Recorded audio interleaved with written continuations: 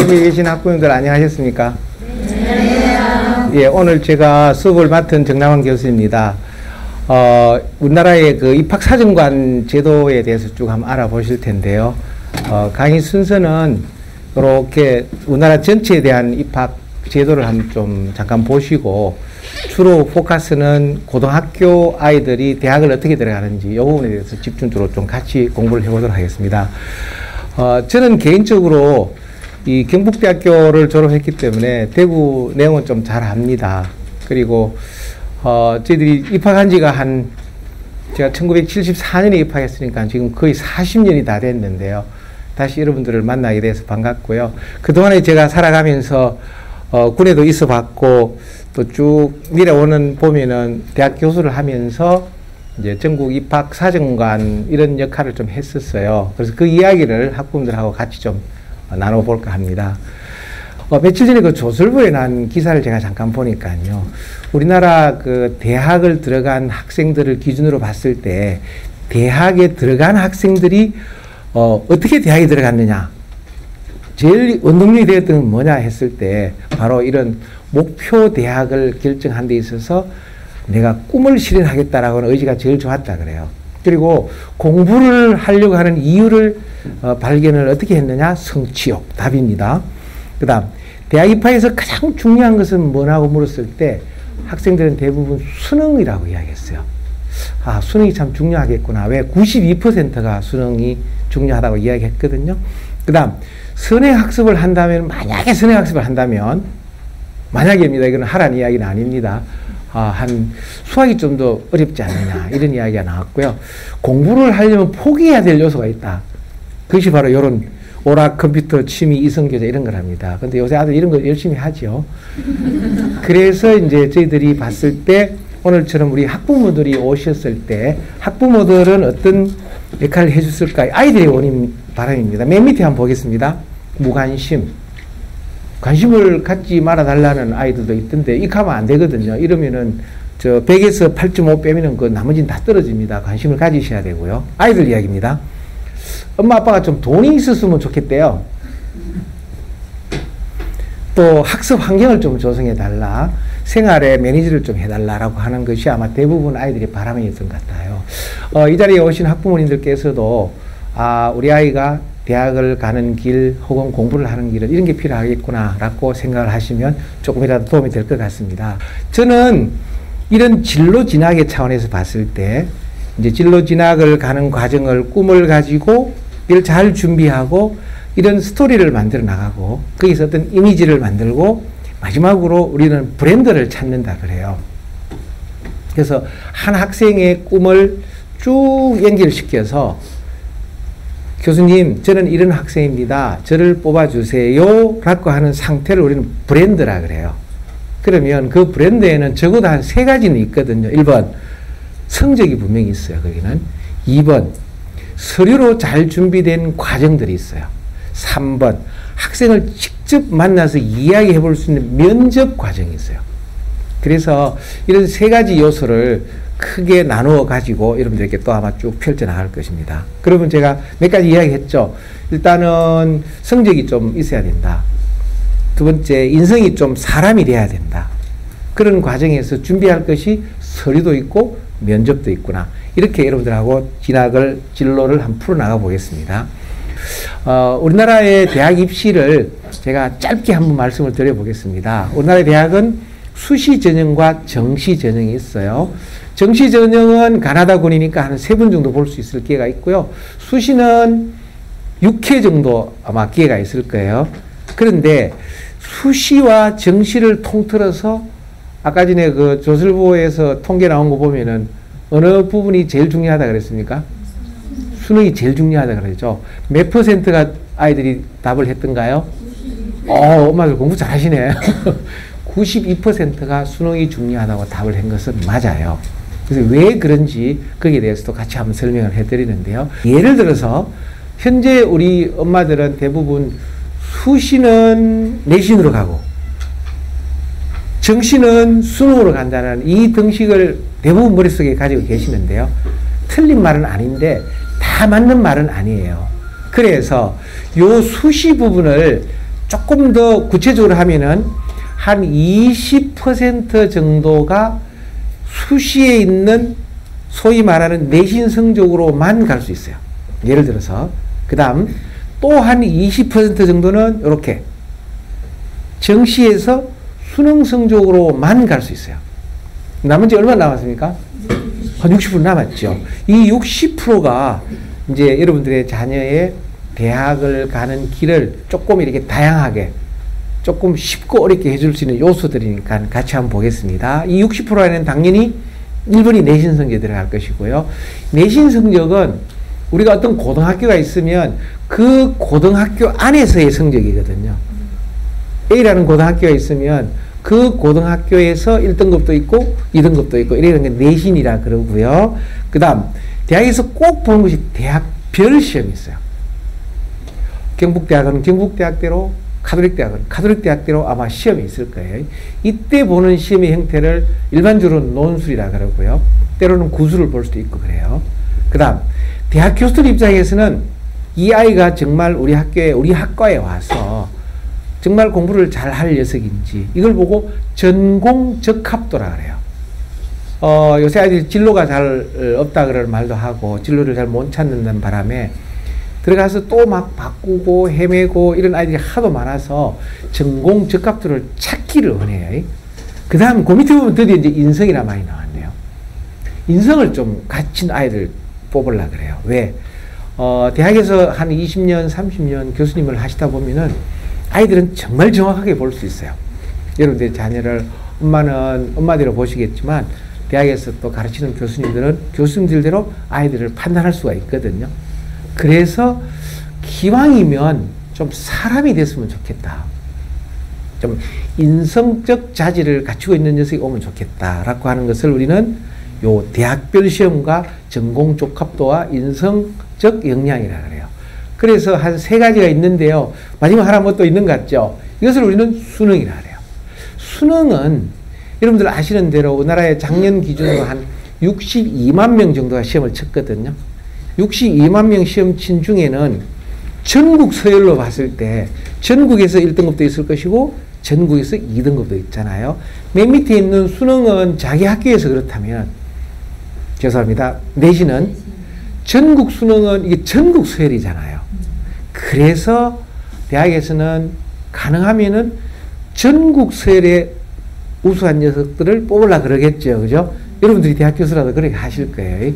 그럼에도 불구하고 우리나라의 입시 구조는 그래도 내신을 잘 본 녀석들도 필요하고 수능을 잘 본 녀석들도 필요하고 또 다른 요소들도 필요하기 때문에 이렇게 60%를 나누어서 입시를 치르게 되는 것 같아요.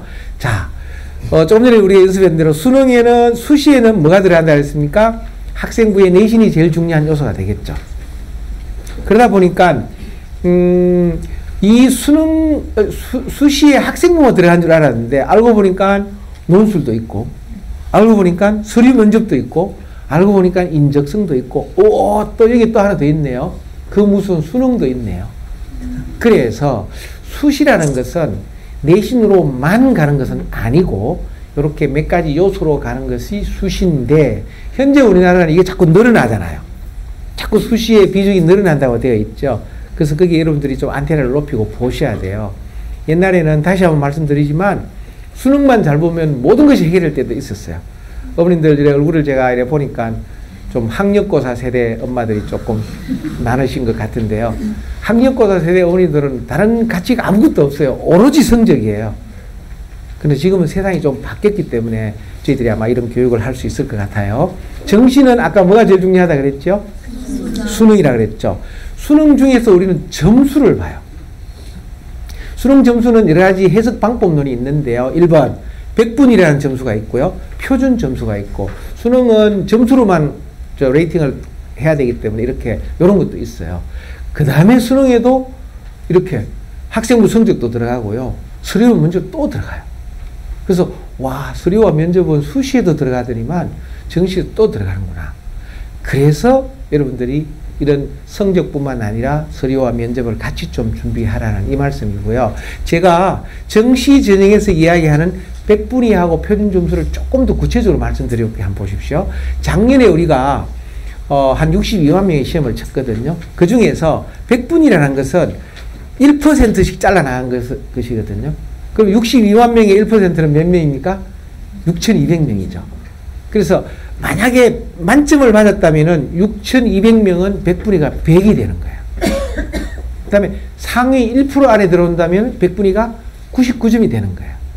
예를 들어서 어느 대학에서 100분위 297.5세요 라고 했으면 그것은 언수외가 99점을 다 맞아야 돼요. 아니면 두 개는 100점 맞고 하나는 뭐 97점을 받았던 그렇게 해야 되는 것을 우리는 100분위 점수라 그래요. 이거는 1%씩 잘라나가니까 6,200명씩 잘라나가는 거고요. 보십시오. 표준 점수라는 게 있어요. 요거는 뭐냐면은 표준 점수 보니까 142점이네. 그리고 인원수는 4,200명이네. 이게 작년에 어느 부분을 친 거냐 하면은요. 작년에 수리 날을 친 거예요. 올해부터는 이제 수능이 A, B로 바뀌거든요. 그런데 작년까지는 수학만 어려운 수학, 쉬운 수학이 있었어요. 수학 나는 이렇게 어려운 수학이었는데 43만 명이 시험을 쳤었거든요. 그 중에 몇 %가 만점을 먹었느냐. 그 어려운 수학도 거의 1%가 만점을 먹어요. 그럼 43만 명의 1%는 about 4,200명 되죠. 이 아이들이 만점자의 점수를 몇 점을 줬느냐? 142점을 줬습니다. 자, 142점을 기억하시고요. 또 하나가 더 있어요. 여기는 표준 점수가 127점이네. 인원수는 14,000명이네. 이건 어디일까요? 작년에 좀 만점이 많이 나온 과목이 있었죠. 혹시 기억하십니까? 국어입니다. 국어는 작년에 62만 명이 언어 시험을 쳤는데요. 이 중에 거의 2.35%가 만점을 먹었기 때문에 62만 명 곱하기 2.35 하면 about 14,000명 나올 겁니다. 그런데 점수는 뭐야? 127점이네. 왜? 똑같이 만점을 먹었는데 누구는 142점이고 누구는 127점이네. 왜 그럴까요? 이것을 우리는 표준 점수라 그래요. 따라서 좀 어려운 과목을 잘 친 아이들은 점수가 좀 높게 나오고요. 쉬운 과목을 잘 친 아이들은 점수가 상대적으로 낮은 것을 우리는 표준 편차에 따른 표준 점수라 그래요. 그러면 여러분들 상식적으로 봤을 때 대학 교수들이 대학에서 뽑을 때 어려운 걸 잘 친 녀석들을 뽑는 대학이 좋은 대학일까요? 그냥 일반 대학일까요? 좋은 대학. 예, 좋은 대학은 이걸로 뽑을 수밖에 없어요. 그런데 이 서연고 서성안이 중경외시라는 여기에 숫자를 한번 보십시오. 한 10,000명, 20,000명, 30,000명 이렇게 되죠. 숫자로 보면 그렇죠. 그죠? 그런데 등급을 한번 보십시오. 여기 보면은 1등급이 4%고 2등급이 7%면 이걸 숫자로 따지면 이래 되죠. 1등급이 62만 명 곱하기 4%니까 4, 6, 24, 한 24,000명. 그죠? 1, 2등급을 합치면 11%죠. 62만 명 곱하기 11% 하면은 한 68,000명. 이렇게 등급을 따져 나가는 거거든요. 그런데 만약에 소위 말하는 서울권대라는 저걸 보니 인서울이라 그러죠, 여러분들. 그죠? 인서울을 하려면 몇 등급을 받아야 되는지 한번 가만히 한번 숫자를 보십시오. 2등급이 68,000명이고 인서울이 66,000명이죠. 그래서 3등급을 받으면 인서울이 쉽지 않다는 이야기예요. 그래서 여러분들은 아이들한테 어떻게 해든지 3등급은 받지 말라고 잘 이래 다스려야 돼요. 꼬셔야 돼요. 그럼 3등급을 받으면 어떻게 할까? 거기에 대해서는 또 이제 다른 작전을 짜 나가셔야 돼요. 그래서 이게요, 어쩔 수 없는 상대평가라서 그래요. 엄마들이 이 내용을 정확히 아시고 고등학교 1학년, 2학년, 3학년 준비하면은 고3 엄마가 돼가지고 난리를 치는 그런 고3병에 걸리지 말고, 이게 1, 2, 3을 차분하게 미리미리 준비를 하셔야 되는데, 오늘처럼 이렇게 오시는 학부모들은 매우 훌륭하신 학부모님들이거든요. 자, 근데요, 제가 조금 충격적인 이야기를 하나 좀 해드려야 돼요. 가만히 놀고 먹는 게 아니고요. 이게요, 전국에 한 65만 명 정도 되는 우리 수능 응시생이 있었을 경우에 진짜로 공부를 잘하는 그룹이 있어요.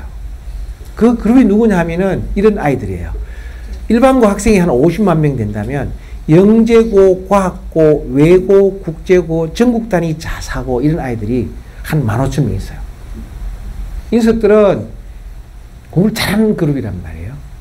근데 여러분들에게 이런 말씀을 드려서 죄송합니다만은 여러분들의 아이들이 일반고를 다니고 있을 경우에 꼭 정신을 차리셔야 돼요. 일반고끼리만 경쟁하면 괜찮은데 수능은 전국 단위라 그랬죠. 그러다 보니 이런 아이들도 수능을 같은 날 같은 시간에 친다고요. 누가 시험을 잘 치겠습니까? 얘들이 더 유리하단 말이에요.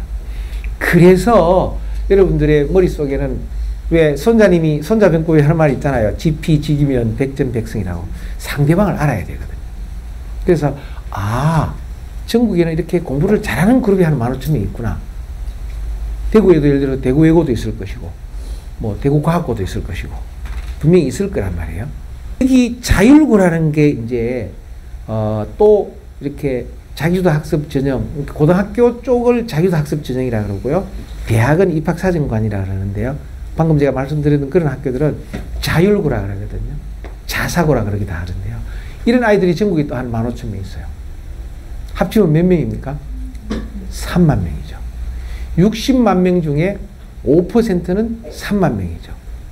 이 아이들이 상위 5%란 말이에요. 그래서 오늘 이제 이 강의를 들으시는 여러분들께서는 이런 부분으로 우리가 긴장을 좀 하셔야 돼요. 그래야 그냥 놀고 있어서는 안 된다는 사실을 알고 함께 경쟁하는 사회니까 여러분들이 그렇게 좀 신경을 바싹 자리가 공부하면은 좀 더 나을 것 같아서 제가 조금 충격적인 자료를 여러분들에게 좀 발표를 해드렸어요. 제가 기죽으로 하는 이야기가 아니고 잘하라고 드리는 말씀이에요. 우리가 대학을 갈 때 수능이라는 제도가 있었을 때 대부분 한 6가지 그 패턴이 있어요. 1번 학생부 교과로 가는 거, 학생부 비교과로 가는 거, 그 다음에 수능으로 가는 거, 논술로 가는 거, 구술 면접으로 가는 거, 인적성으로 가는 것. 아까 전에 제가 수시 이야기할 때 설명드린 내용하고 비슷하지요. 거기에 시기적으로 보면 이렇게 입학사정관 전형도 있고 수시 일반 전형도 있고 정시 전형도 있고 이렇게 해요. 그래서 시기적으로 보면은 이렇게 입학사정관 전형, 수시, 정시 이렇게 나누지만 패턴별로 보면은 이렇게 한다고요. 소위 말해서 학생부 내신 혹은 수능 혹은 비교과, 면접, 논술, 인적성 이렇게 하는 것을 우리는 전형이라 그래요. 그럼 이 전형이 엄마들 듣기에는 막 3,000개가 넘어서 머리가 쨍쨍 아프다라는데요. 그렇지는 않아요. 원리를 아시면 그렇게 많은 전형은 아니거든요. 작년 기준으로 우리가 서울대학교하고 고려대학교를 제가 잠깐 분석을 한번 해보겠습니다. 예를 들어서 보십시오. 서울대학교가 작년에 수시를 80%를 쳤거든요. 80% 중에 여러분들 여기 보시면 이렇게 여기 보면 수시가 24%, 그 다음에 또 다른 수시가 56%, 정시가 20% 이렇게 돼 있죠. 아까 제가 20대, 60대, 20이라 말씀드렸죠. 그거 비슷한 거예요, 지금. 내신으로만 가는 수시가 있고요. 수능으로만 가는 정시가 있고요. 중간에는 뭘 봅니까? 입학사정관 전형, 뭐 논술, 서류, 구술 이런 걸 보거든요. 그래서 제가 아까 그런 말씀을 드린 거예요. 고려대학교를 한번 보실래요? 고려대학교는 70%가 수시로 봤네요. 근데 70% 수시 중에 정시에 30%를 봤어요. 정시에 저기 보니까 30% 돼 있는데요. 30%를 고대가 그렇게 뽑는 이유가 있어요. 그것은 이렇게 내신으로 하는 자기 학교에서 우수한 집단을 뽑고 싶은 것이 아니라 전국에서 우수한 집단을 뽑고 싶어 하는 의도가 여기 나와 있죠. 사립대학은 이렇게 하는 거거든요. 그 다음에 그럼 내신 점수는 어떻게 됐을까 한번 볼까요? 수시 16% 나왔네요. 내신만 잘한 아이들은 이 아이들은 내신의 학생부 우수자니까 얼마인지 갈 수가 있어요. 16%. 그 다음에 수시가 한 33%인데 논술로 보내요. 수시가 7%인데 서류와 면접과 국제 전형이 있고요. 또 과학을 잘하는 아이들이 서류와 면접을 보는 이런 수시도 있네요. 이렇게 사립대학과 공립대학들의 차이가 조금씩 있지만 대학에서는 어떻게 해서든지 대학의 설립 목적과 좀 이렇게 앞으로 인재를 뽑는 데 있어서 여러 가지 방법을 동원하겠죠. 물론 성적도 들어가겠지만 이렇게 서류와 면접이 들어갔다고 여러분들 이렇게 볼 수 있지 않습니까? 조금 더 상세하게 볼까요? 작년 기준으로 봤을 때 서울대학이 단계별로 일단 서류평가를 해가지고 한 3배수를 뽑고요. 2단계 가가지고는 다시 면접을 보거든요. 이게 서류와 결국은 면접이거든요. 서울대학교는 논술을 구술로 보니까 구술까지 합쳐서. 이걸 보고 우리는 수능 최저 학력이라는 게 있구나. 서울대학교는 이계 영역을 2등급 이상 받도록 되어 있네요. 근데 뭐 저런 아이들은 서울대학교는 잘 없을 거예요. 공부 잘하는 아이들이니까. 근데 연세대학교를 한번 보실래요? 연세대학교를 보니까, 논술을 보는데, 언수 외 모두 1등급이라 되어 있네요. 무슨 이야기입니까? 논술에 만점을 받았다 하더라도, 언수 외에서 1등급이 들어가지 못하면 어떻게 될까요? 연세대학교 못 가요. 그래서 시험을 치본 아이들은 대학을 들어간 데 있어서 가장 중요한 것을 수능이라 그러는 거예요. 따라서 어머님들이 공부를 해야 할 순서, 내신 당연히 열심히 해야 됩니다. 진짜 열심히 해야 되고요. 수능 정말 열심히 해야 됩니다. 그래야 이게 숨을 쉬지. 엄마 나는 내신은 1등급 나왔는데 수능은 1등급 못 나올 것 같아. 전국서열이니까 그렇죠. 그래도 용기를 잃지 말게 해서 아이들에게 계속 이렇게 챙겨주셔야 되거든요. 그러면서 서류와 면접을 잘 준비하면은 지금보다는 좀 낫지 않을까 이런 생각이 들고 있습니다. 자, 이렇게 한 해 수능이 끝나면 이렇게 신문에 이렇게 막 나오죠. 어느는 2.36%가 만점을 먹었고, 수리 나가 0.98%가 만점을 먹었네요. 0.98%가 표준 점수가 크다, 작다? 크다. 2.36 나온 언어가 표준 점수가 크다, 작다? 작다. 여러분들 지금 바로 평가하잖아요, 이렇게. 수업을 잘 들으신 엄마들은 크다, 작다가 바로 알겠지만, 저게 무슨 소리인지 익하면 안 되거든요, 지금. 그래서 여러분들 그렇게 이해를 해 주시길 바라고, 국가는 2014학년도 이제 대입 전형을 발표하지요. 아까 제가 손들어 보니까 고3 엄마들은 많이 못 오셨던데, 왜 지금도 공부시켜야 되니까. 고1 엄마가 제일 많이 오셨던데, 잘 오셨어요.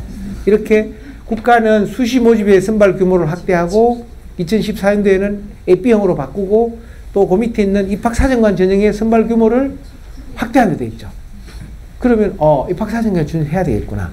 그래서 제가 오늘 입학사정관 전형에 대해서 좀 더 구체적으로 여러분들께 설명을 드리고자 이 자리에 섰거든요. 자, 지금은 이제는 우리나라 수시 정책을 일단 접어두시고, 지금부터는 입학사정관 전형이 어떻게 움직이는지에 대해서 집중해서 진행할 수 있도록 그래 하겠습니다. 2009 개정교육과정에 우리나라가 현재 100% 지금 이걸 하고 있는데, 올해 3월 2일부터 이 2009 개정교육과정의 가장 큰 목표는 창의와 인성이라 그래요. 창의와 인성. 그래서 창의는 어떻게 키울 것이냐? 수업 시간을 좀 줄이자.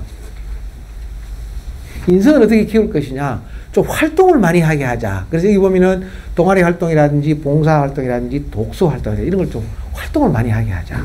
그래서 입학사정관이 좀 평가를 해나가자. 이게 제일 충실한 학교가 서울대학교예요.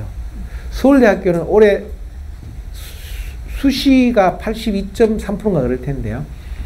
100% 입학사정관이 투입돼요. 그게 이런 맥락이 있어서 그러는 거거든요. 자, 대학 입학사정관 제도라는 것은 이렇게 우리 아이들이 입학사정관을 채용돼 가지고 전에는 성적만 봤는데요. 지금은 그게 아니고 이렇게 개인적인 환경과 잠재력과 소질 이런 것을 종합적으로 판단하는 것을 우리는 입학사정관 제도라고 해요. 이 제도는 노무현 대통령 시절에 입안이 되어서 이명박 대통령 시절에 꽃이 피고 지금 박근혜 정부로 와서 조금 더 심화 발전될 것 같아요. 이 제도를 우리는 입학사정관 제도라 그러거든요. 자, 뭘 연구를 했을까요? 그동안에 입학사정관제가 올해가 6년 차니까 도입한 지가 5년이 됐으니까 작년에 제가 그 더운 여름에 서울에 세미나하고 부산에 세미나를 가보니까 상당히 발전을 했어요. 그 미국의 교수들이 와서 깜짝 놀라요. 닥터 정, 너 나라는 왜 저렇게 입학사정관 제도 같은 걸 빠르게 발전시키니? 마침 그때 호텔에 있는데 광고가 이런 게 나오더라고요. 광고에 빠름빠름하게 막 지나가요. 교수님, 우리나라는 저런 말이 있어요. 이제 예일대학교 입학사정관이니까. 그래서 미국은 이 제도가 한 90년 넘었어요. 이 제도로. 근데 우리나라는 지금 6년 만인데도 정말 많이 발전했어요. 그래서 여러분들의 자녀가 입학사정관으로 갈 때 충분히 저렇게 검토되었기 때문에 같이 한번 보시기를 바라고요. 입학사정관제를 해서 그동안 대학들은 어떤 이득을 받느냐 하면 이렇게 보십시오. 인지적 특성, 정의적 특성, 신입생 구정의 다양화, 선발의 공정성, 고교와 대학의 연계성 이르기까지 입학사정관제 해가지고 정말 잘 된 게 많아요. 이거는 확실한 성과거든요. 그러다 보니 대학이 이렇게 나가니까 고등학교는 어떻게 해야 될까요? 고등학교에서는 비교과 활동을 좀 활성화시켜야 되고요. 진로 교육을 야물게 해야 되고요. 학생들의 이런 액티비티가 좀 증가가 돼야 되고요. 선생님들의 추천서의 권한이 상당히 의미가 있었어요. 그 다음에 이렇게 학교 생활 기록부를 옛날엔 대항 썼다면, 물론 옛날에도 대강 쓰진 않았겠지만 지금은 정말 잘 써요. 그것도 양이 아니고 질적으로. 그래서 이렇게 고등학교가 많이 지금 변화 발전되어 가고 있거든요. 근데 학력고사 세대 어머님들은 오로지 성적이라는 것만 가지고 레이팅을 했기 때문에 이 아이들을 인식하고 이해하는데 좀 다를 수가 있는데, 그걸 좀 이렇게 같이 한번 풀어보면은 보십시오. 지금 우리 입학사정관제에 대해서는 서류 심사를 하고 그 다음에 신청 면접과 토론을 해서 선발을 하는데요. 예전에 어머니도 이런 거 언제 봤어요? 뭐 창의성, 인성, 사고력 저런 거 안 봤잖아요. 특히 학력고사 세대 어머님들. 내가 5번 썼는데 지금 이거 다 봅니다. 그래서 조금 눈높이를 넓게 하시고요. 그렇게 하면은 넓은 세상이 보이거든요. 자, 예를 들어서 입학사정관형은 순수 입학사정관 전형이 있고, 학업우수 입학사정관 전형이 있고, 특기자 입학사정관형이 있고, 또 다른 기회균등 입학사정관제가 있네. 왜? 입학사정관제는 다양하게 볼 수가 있어요. 예를 들어서 순수 입학사정관제를 우리는 면접과 서류를 본다고요. 정말 성적 향상만 아주 야물게 보는 입학사정관 제도도 있어요. 그 다음에 우리 아이들에게 필요한 어떤 전문적인 특기 같은 걸, 이걸 집중적으로 보는 입학사정관제도 있고요. 이렇게 역경 극복 스토리라든지 이런 걸 갖다가 좀 더 점수를 많이 주는 그런 입학사정관제도 있어요. 따라서 입학사정관제는 쉽진 않아요. 그러나 여러분들의 자녀가 워낙 다양하기 때문에 다양한 분야를 다양하게 준비하면은 훨씬 더 유리해진다는 그 말씀이거든요. 예를 들어서 이 제도가 어디서 왔느냐? 미국에서 왔거든요. AO란 말은 Admission Officer, 그러니까 우리 식으로 하면 입학사정관이라는 용어거든요. 어떻게 할까요? 보십시오.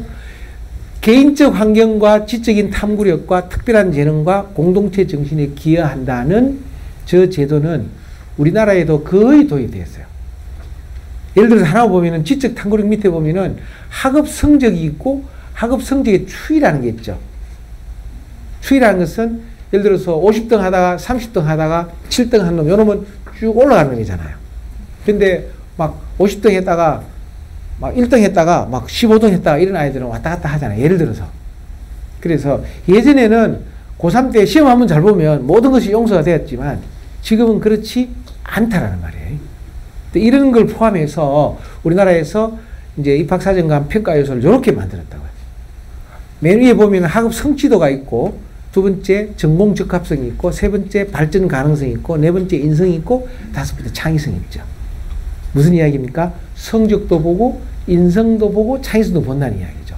이것을 종합적으로 보는 것을 우리는 입학사정관 제도라 그래요. 자, 요걸 딱 세 가지로 좀 요약을 하면 이렇게 될 수 있어요. 1번 교과 성적, 2번 좀 활동을 좀 했으면 좋겠다. 3번 핵심적인 역량을 키웠으면 좋겠다. 핵심적 역량은 뭐 서류가 될 수도 있고 면접이 될 수도 있고 이런 어떤 역량을 좀 키웠으면 좋겠다. 그런데 중간에 공통분모 하나 있죠.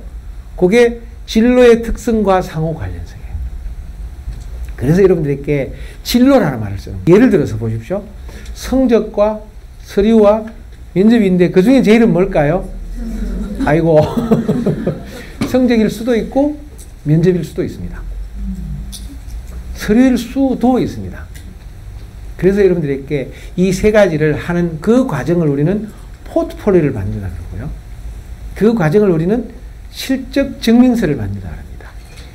그래서 그 실적 증명에 따라서 서류가 더 중요할 수도 있고요. 실적 증명에 따라서 면접이 더 중요할 수도 있고요. 성적은 기본으로 중요한 걸 보셔야 되거든요. 그래서 제가 아까 웃은 말로 제가 성적이 조금 차이 나면 저희들은 한 1.4등급 차이는 봐줄 수 있어요. 그러나 예를 들어서 5등급이 차이 나다 이건 좀 곤란하겠죠. 유일하게 이런 학생이 하나 있었죠.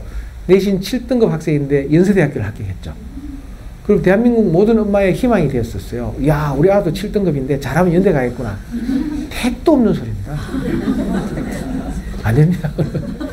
그 아이는 정말 사연이 많은 아이인데요. 하여튼 내신은 7등급이었지만 저도 꾸준하게 어떤 분야에 대해서 창의성과 그 준비를 잘 한 아이이기 때문에 한 명 뽑은 거거든요.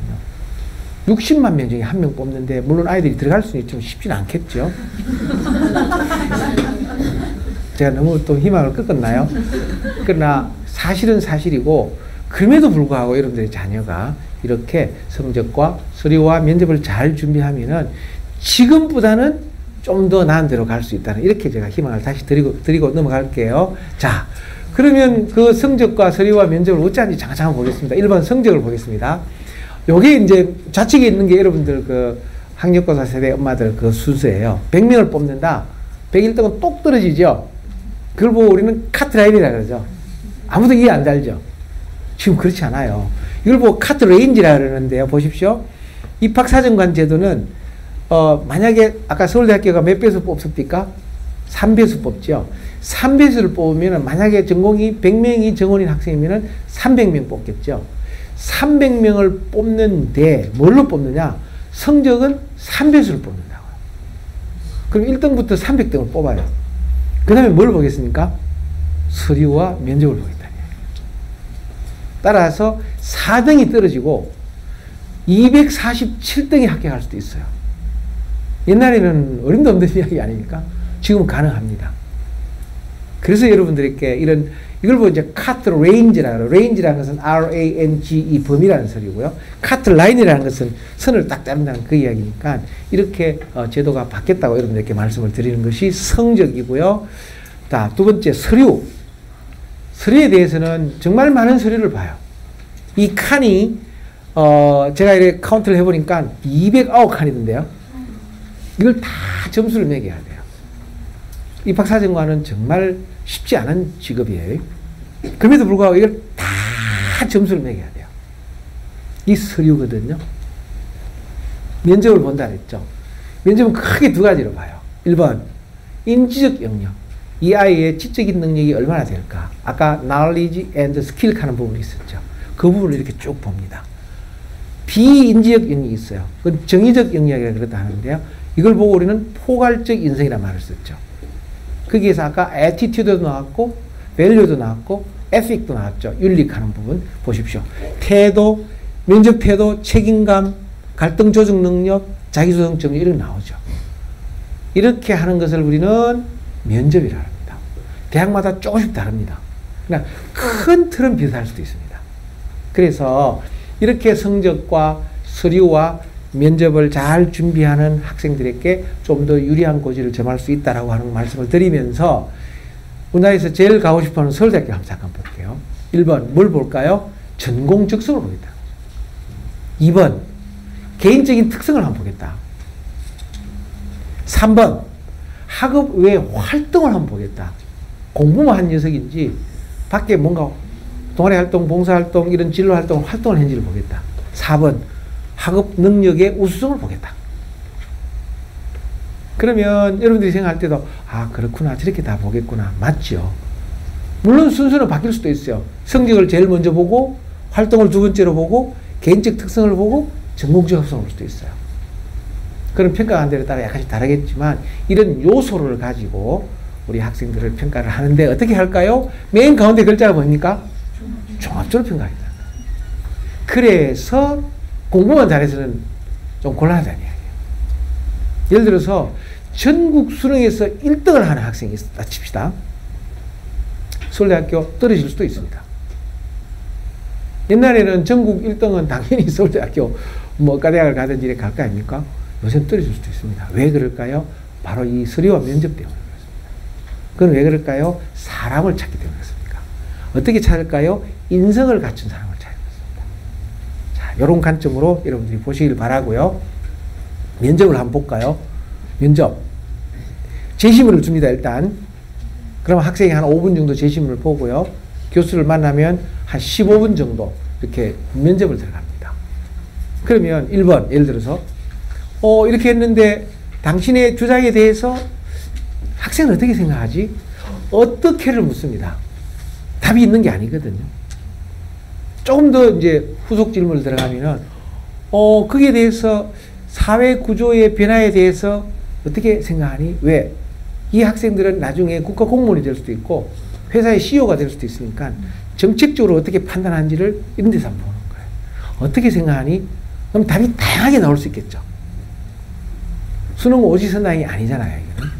떡볶이가 아니잖아요. 마지막. 그러면 이런 부분에 대해서 여성 고용 할당제에 대해서는 어떻게 생각하니? 예를 들어 문제입니다. 이거는. 그러면 이 학생이 정말 어떤 그 문제에 대해서 어떤 식으로 사고하는 사고력이 있는지, 그 사고 과정이 논리적인지, 어떤 문제에 대해서 문제를 풀어나가는 해결력이 있는지, 이런 것을 종합적으로 찾아내는 것을 보고 우리는 면접이라고 합니다. 장난이 아닙니다. 이죠.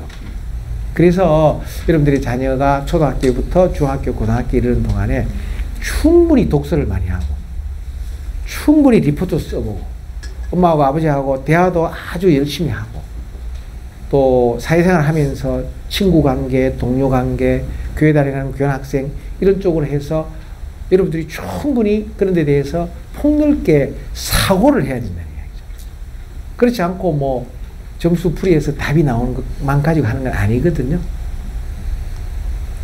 뭘 볼까요? 세부평가 내용을 제가 한 5가지 정도만 지금 준비해 왔는데요. 맨 먼저 학생부 교과는 성적을 보고요. 학생부 비교과는 자율활동, 동아리활동, 봉사활동, 진로활동, 독서활동 정도를 볼 텐데요. 그 중에서 제가 일단 진로가 중요한 것 같아 진로를 보고요. 서류는 학생이 쓴 서류가 있을 수도 있고요. 선생님이 쓴 서류가 있을 수도 있고요. 학생이 쓴 것을 우리는 자기소개서라고 그러고, 선생님이 쓴 서류를 우리는 교사 추천서라고 그러지요. 그 다음 포트폴리오를 만들어야 하는데, 이 포트폴리오 어떻게 만드는지, 마지막 면접을 하는데 이 면접에서 무엇을 보는지 제가 한 5가지 정도를 여러분과 함께 공부를 해보도록 하겠습니다. 자, 구체적으로 어떻게 준비를 해야 될까요? 맨 먼저 진로를 선정해야 돼요. 두 번째, 학업 성적을 관리를 해야죠. 세 번째, 서류를 잘 준비하고 포트폴리오를 준비하는과 동시에 마지막 면접을 좀 잘 준비했으면 좋겠다. 일단 이 5가지를 제가 동시에 하라고 여러분들에게 이렇게 동시에 뺑 한번 돌려보겠습니다. 이걸 보고 종합적 준비라 그러거든요. 자, 진로 설계부터 한번 보겠습니다. 방향지니까 어떻게 해야 될까요? 답은 전공학과에 대해서 좀 일치되는 전공을 쭉 좀 했으면 좋겠다. 그 다음 포트폴리오를 만들더라도 좀 활동도 좀 쭉 일관되게 좀 했으면 좋겠다. 물론 다양하게 할 수도 있습니다. 그러나 평가관들 입장에서 봐서는 조금 이렇게 일관성 있게 했으면 좋겠다. 좀 맥락적이 있으면 좋겠다. 이런 말씀을 드릴 수 있어요. 그 다음 제가 지금까지 설명한 것을 보십시오. 교과 성적, 비교과 부분 이야기한과 동시에 드디어 진로라는 큰 제가 톱니바퀴를 한 돌려놨죠. 이 녀석이 뒤를 끌고 나가는 거예요. 전에는 어쨌습니까? 성적이 뒤를 끌고 나갔죠. 요새는 안 그렇습니다. 진로가 교과를 그리고 비교과를 이렇게 끌고 나가도록 하는 것이 정상적인 방법이거든요. 그렇게 한번 보고요. 자, 이 진로를 하는 이 선생님들이 5,383명이 배치가 됩니다. 전국 중고등학교에. 정말 우리나라 지금 잘 될 것 같아요. 이렇게 진로를 전공하신 선생님들이 정규 선생님들이세요. 이 선생님들이 각 학교에 한 명씩 배치되면은 그동안 여러분들의 자녀 중에 엄마 난 아직 꿈이 없어 뭘 해야 될지 모르겠어 이런 녀석들은 진로 선생님에게 좀 보내십시오. 그리고 어머님들도 진로에 가십시오. 자, 두 번째 학업 성적 관리. 제가 이제 성적 이야기 그만할게요. 죄송해요. 오늘 자꾸 성적 이야기를 막 해서 우리 아는 공부도 별로 못하는 아는데 괜히 교수님 와가지고 막 혼내신다고 그러지 마시고, 공부를 못하는 녀석은 못하는 데서 사연이 있을 거 아닙니까? 그걸 잘 챙겨주시고, 공부를 잘하는 녀석은 잘한 대로 좀 더 잘할 수 있도록 여러분들이 챙겨주는 것이 부모잖아요.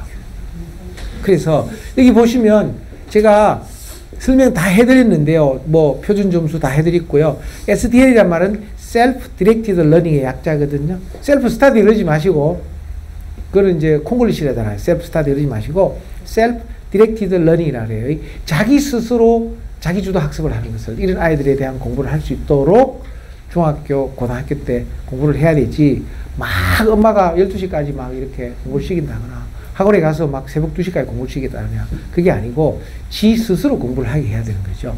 그래서 이 학업 성적 관리에서 저는 다른 건 다 중요하지만 맨 위에가 제일 중요해요. 아무리 세상이 바뀌더라도 학업 성적은 우수해야 돼. 자, 이렇게 하시길 바라고요. 세 번째, 이제 서류. 서류에는 한 세 가지가 있다고 말씀드렸죠. 자기소개서. 자기가 쓰는 자기소개서. 어떻게 써야 될까요? 이 시간에 다 말씀을 못 드리겠습니다만은 아마 강의 중에 자기소개서 작성법 이런 게 있을 수도 있으니까 여기 보면은 두 번째라 이거죠. 학교 생활 중 배려와 나눔과 협력과 갈등 관리를 절보 우리는 인성이라 그래요. 이런 것을 쓰도록 지금 자기소개에 되어 있거든요. 그렇게 일을 하시고요. 실적 증빙 서류라는 게 있어요. 내가 자기소개서 다 썼는데 그게 진짜로 그랬는지 그걸 봐야 되거든요. 그래서 증빙 서류를 한 10가지를 내라 그래요. 예를 들면 서울대학교 증빙 서류가 이런 게 있어요. 10가지를 내라 그러는데요. 한 섹션당 5페이지 쓰라 그러거든요. 너무 많이 내니까 막 박스로 내는 놈들이 있어가지고 그걸 갖다가 A4지를 기준으로 5장씩만 해라. 그러면 10개니까 한 50페이지 정도 그렇게 내는 걸 이제 실적 증빙 서류인데요. 상세하게 해야 돼요. 정말 고등학교 1학년, 3학년 동안에 어떻게 했는지를 차곡차곡 쌓은 것을 가장 가치 있는 것을 순서를 매겨서 이렇게 실적 증빙 서류를 제출하셔야 돼요. 이걸 보고 우리는 서류라고 하는 거거든요.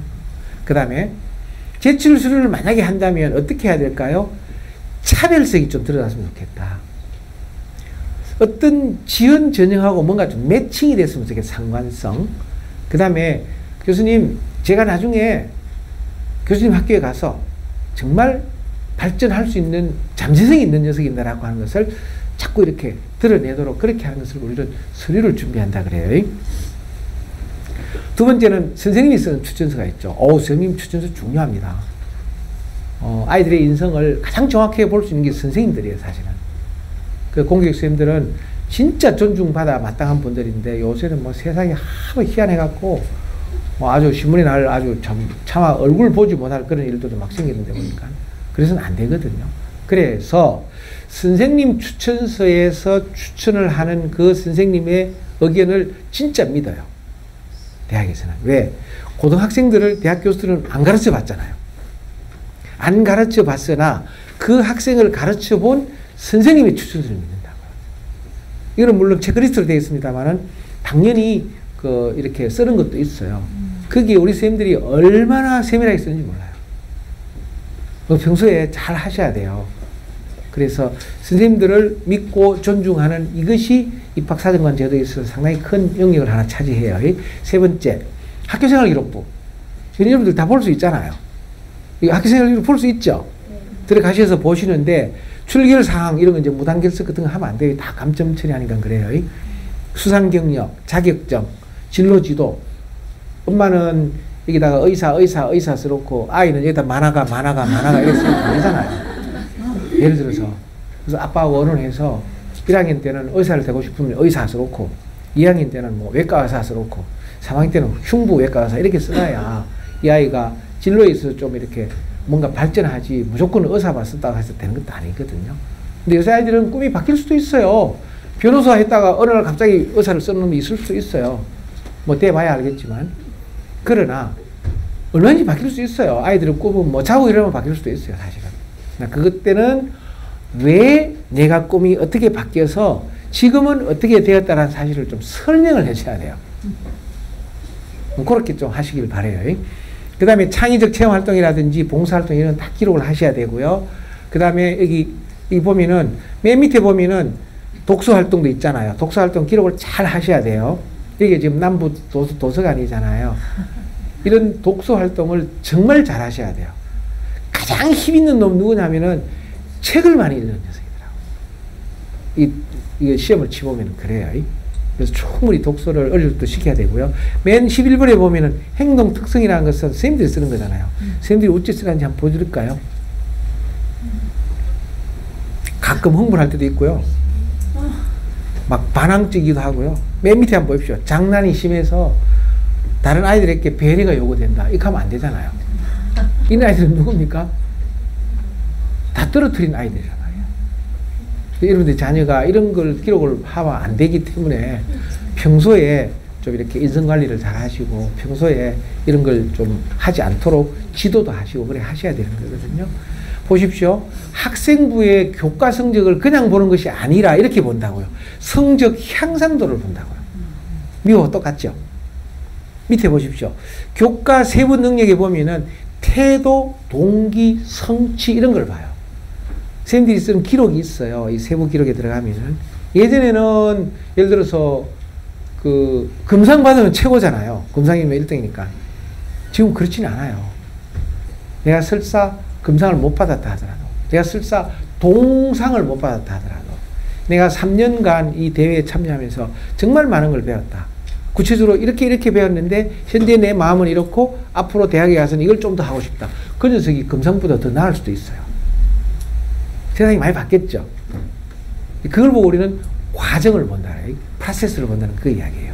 자, 비교과도 마찬가지죠. 학교생활기록부에 많이 있었는데요. 학교생활기록부에 나와 있는 내용 중에 이 내용 중에 어떤 걸 볼 수 있느냐 하면은 학교생활기록부에 나와 있는 이런 한 10가지 정도가 쭉 기록이 나오는데요. 그 기록 나오는 것 중에서 예를 들어 빨간 거 한번 보십시오. 학생회 활동을 했어요. 예를 들어서 학생회 활동을 했는데 여러분들은 학생회장만 하면 제일 최고인 줄 알죠? 아닙니다. 요새는 그게 아니고 학생회 회장을 했으면 어떻게 했느냐가 더 중요해요. 면접을 이렇게 물어봐요. 학생회 활동한 거 이거 써있잖아. 학생회장 그거 안 물어봐요. 학생회장 할 때 가장 어려웠던 게 어떤 게 있었니? 그랬구나. 그렇다면은 그것을 학생회 회장하면서 어떻게 해결했니? 그런 거 물어봅니다. 그래야 좀 더 정확한 아이를 볼 수 있거든요. 그래서 이제 여러분들이 이런 걸 제 강의를 들으면서 세상이 많이 바뀌고 있구나 이렇게 좀 생각하시면 괜찮을 것 같아요. 네 번째, 포트폴리오 준비해야죠. 어떻게 준비해야 될까요? 많잖아요. 이거 뭐 한숨을 푹 쉬는 엄마도 계신데 보니까. 두 번째 보시면 소논문 같은 거 저는 참 중요하거든요. 세 번째, 수상 기록, 뭐 자율활동, 동아리활동, 독서활동, 문화탐방 리포터, 마지막에 뉴스페이퍼 인 에듀케이션, 저게 신문 스크랩이거든요. 신문 스크랩만 쫙 해가지고 학교 하는 놈도 있어요. 그 다음 블로그 하는 이런 거. 블로그는 얼마든지 역사적으로 만들 수 있잖아요. 그것도 섹션별로. 그렇게 여러분들이 하는 것을 우리는 과정의 가치라고 해요. Value of Process를 해요. 과정의 가치라는 것은 내가 1등이 중요한 것이 아니라 설사 3등을 했더라도 이 과정을 내가 1학년 때, 2학년 때, 3학년 때 어떻게 준비했다라고 하는 것이 훨씬 더 중요해요. 조금 이해가 되시죠? 자, 또 넘어가 보겠습니다. 스펙 이야기 여러분들 많이 들으셨잖아. 스펙이 좋아야 된다. 아니에요. 스펙도 과정을 봐요. 예를 들어서 이게 옆에 보면 점수가 쫙 나와 있는데 점수는 이미 다 나와 있잖아요. 컴퓨터에 다 나와 있잖아요. 우측을 한번 보십시오. 보시면 서류, 그 다음에 관련성, 유의미성, 일관성, 맥락성 이런 용어들이 있죠. 저걸 봐요. 이 녀석이 이렇게 했구나. 그랬구나. 맥락이란 맛은 쭉 연결된다는 이야기죠. 그렇게 이해를 하시길 바라고요. 자, 포트폴리오 잘 만들어야지. 맞죠? 어떻게? 이렇게 사실을 가지고 좀 역사적으로, 누적적으로, 차곡차곡. 그 다음 좀 포괄적으로 막 너무 하나만 일관되게 파는 것도 이렇게 다양성 속에서 일관성을 뽑아낸 걸 우리는 맥락이라 그러거든요. 마지막 여기 보십시오. 이력 관리를 하는 거잖아. 이력 관리를. 그래서 초등학교 1학년부터 고등학교 3학년까지를 다 했으면 좋겠는데 사실은 그렇게 하진 않아요. 대학은 고등학교 3학년 걸 주로 보고요. 고등학교는 중학교 1년 3학년 걸 보고요. 만약에 이런 국제중이나 이런 선발하는 중학교가 있다면 그거는 거기 초등학교 4,6학년을 보겠죠. 그렇게 여러분들이 해주시기를 바라겠습니다. 포트폴리오를 어떻게 해야 될까요? 라고 했을 때 포트폴리오는 이렇게 좀 동기와 목적과 과정과 의미와 영향과 소감을 여러분들이 좀 해나갈 수 있도록 하는 것을 우리는 포트폴리오라고 그러거든요. 자, 마지막 면접 준비를 한번 보겠습니다.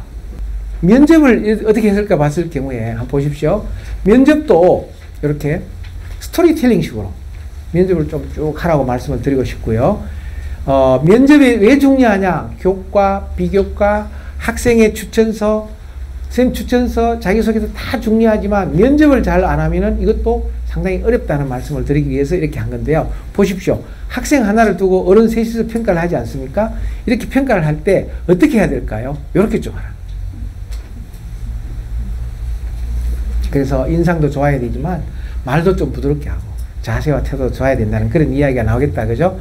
자, 그럼에도 불구하고 저희들은 고민이 많아요. 이렇게 아이들이 떨어져 나가는 이 아이들에게 대해서 물론 선생님이 추천을 하지 않는 학생은 당연히 떨어뜨려야 되겠습니다만은 그럼에도 불구하고 우리는 좀 이런 여러 가지를 고려해서 하기 때문에 여러분들의 자녀를 대학에 보낼 때 공정하고 객관적으로 평가하는 그런 말씀을 드리고 싶습니다.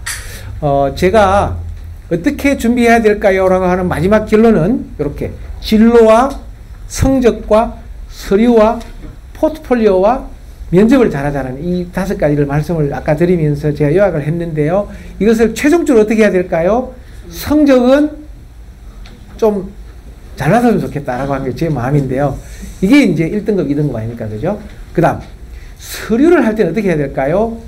글을 쓰는데, 글을 쓰는 것을 표현을 하는 것을 입학사정관들은 그 의미와 행간을 읽어본다고 생각하면서 글을 좀 예쁘게 좀 잘 써주면 좋겠고요.